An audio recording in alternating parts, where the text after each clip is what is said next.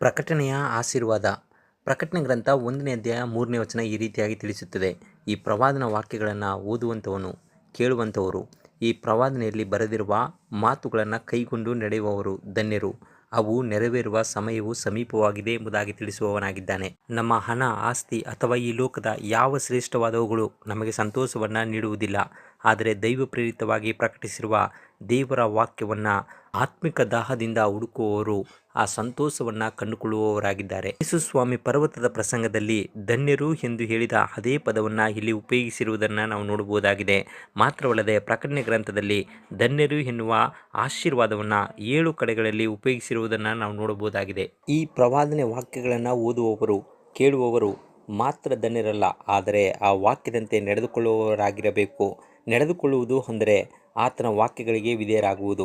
ನನ್ನ ಆಜ್ಞೆಗಳನ್ನು ಅವರ ಮನಸ್ಸಿನಲ್ಲಿ ಇಡುವೆನು, ಅವರ ಹೃದಯದ ಮೇಲೆ ಅವುಗಳನ್ನು ಬರೆಯುವೆನು ಎಂಬುದಾಗಿ ಇಬ್ರಿಯದವರಿಗೆ ಬರೆದ ಪತ್ರಿಕೆ 8ನೇ ಅಧ್ಯಾಯ 10ನೇ ವಚನದಲ್ಲಿಯೂ, ಕೀರ್ತನೆಯ 19ನೇ ಅಧ್ಯಾಯ 11ನೇ ವಚನದಲ್ಲಿ ಅವುಗಳನ್ನು ಕೈಗೊಳ್ಳುವುದರಿಂದ ಬಹಳ ಫಲ ಉಂಟಾಗುತ್ತದೆ ಎಂದು ದೇವರು ಹೇಳುವವನಾಗಿದ್ದಾನೆ.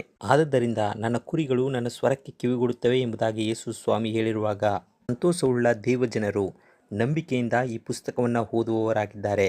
ಆದುದರಿಂದಲೇ ಯಾಕೋಬ 1ನೇ ಅಧ್ಯಾಯ 22ನೇ ವಚನದಲ್ಲಿ ಅದನ್ನು ಕೇಳುವವರು ಮಾತ್ರವೇ ಆಗಿದ್ದು ನಿಮ್ಮನ್ನು ನೀವೇ ಮೋಸ ಮಾಡಿಕೊಳ್ಳಬೇಡಿರಿ ಎಂಬುದಾಗಿ ಹೇಳುವವನಾಗಿದ್ದಾನೆ.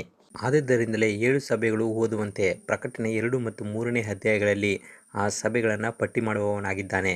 ಯಾಕೆಂದರೆ ಆದಿ ಸಭೆಯಲ್ಲಿ ಅಪೊಸ್ತಲರಿಂದ ಬಂದ ಪತ್ರಗಳನ್ನು ಸಭೆಯಲ್ಲಿ ಗಟ್ಟಿ ಹಾಕಿ ಒಬ್ಬರು ಓದುವವರಾಗಿದ್ದರು. ಆದುದರಿಂದಲೇ ಈ ಪುಸ್ತಕವನ್ನು ಓದುವಂಥವರು ಮತ್ತು ಕೇಳುವಂಥವರು ಎಂದು ತಿಳಿಸುವವನಾಗಿದ್ದಾನೆ. ಹಾಗಂದ ಮಾತ್ರಕ್ಕೆ ಈ ವಿಷಯವನ್ನು ಆದಿ ಸಭೆಗೆ ಮಾತ್ರವಲ್ಲದೆ ಮೊದಲನೇ ಶತಮಾನದಿಂದ ಕೊನೆಯ ಕಾಲದಲ್ಲಿ ಜೀವಿಸುವ ಜನರವರೆಗೂ ಅನ್ವಯಿಸುವಂತೆ ಬರೆಯುವವನಾಗಿದ್ದಾನೆ. ಹೀಗೆ ಪ್ರಕಟಣೆ ಪುಸ್ತಕದ ಮೊದಲನೇ ಮತ್ತು ಕೊನೆಯ ಅಧ್ಯಾಯಗಳನ್ನು ಹೋಲಿಸಿ ನೋಡುವಾಗ ಒಂದಕ್ಕೊಂದು ಸಂಬಂಧಗಳನ್ನು ಹೊಂದಿರುವುದರಿಂದ ಇವುಗಳನ್ನು ಆದಿ ಮತ್ತು ಅಂತ್ಯದ ಅಧ್ಯಾಯಗಳೆಂದು ಕರೆಯಲಾಗಿದ್ದು, ಈ ಸಂದೇಶವನ್ನು ಓದಿ ಅರ್ಥ ಮಾಡಿಕೊಂಡು ಜನರಿಗೆ ತುರ್ತಾಗಿ ಒತ್ತಿ ಹೇಳಬೇಕಾಗಿದೆ.